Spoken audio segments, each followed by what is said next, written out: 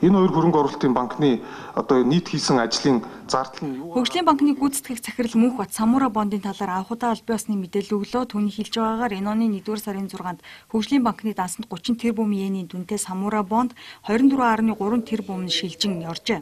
За 10 жилийн хугацаатаа жилийн 152% хүүтэй энэ бондны 5.7 тэрбум нь Японы олон улсын хамтын ажиллагааны банкнаас гаргасан баталгааны шинэтгэлд төлөгдөжээ. Энэ бол нийт 10 жилд гарах бүх одоо энэ шинэтгэлийн зардлыг авсан байна.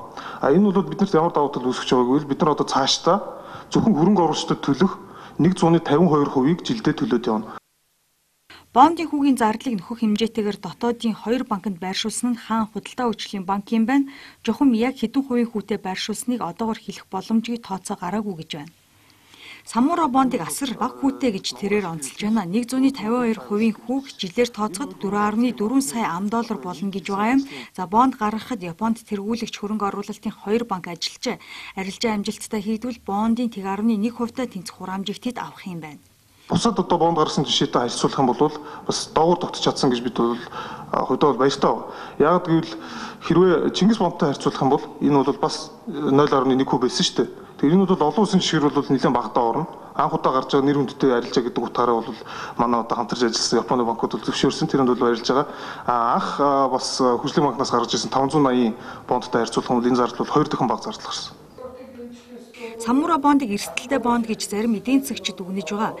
Япон мөнгөний бодлого зөөлснөөр йений ханш бараг 30 шахам хувиар суларсан байхад манайх йенээр бонд гарах нь өөрөө эрсдэл дагуулна гэж үзэж байгаа юм. Тиймээс ханшийн зөрүүг хэрхэн тооцож байгаа талаар тодруулахад.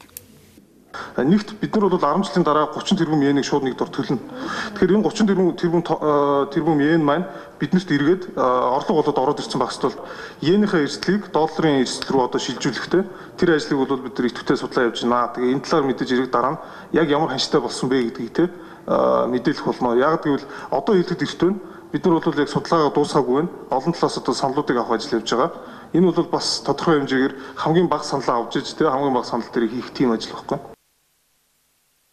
Хөгжлийн банк йений орлоготой байх ёстой гэж тэрээр хэлж байна. Йентэй байхын тулд Япон улстай хийх худалдаа хамтын ажиллагаагаа нэмэгдүүлэх хэрэгтэй гэж үзлээ.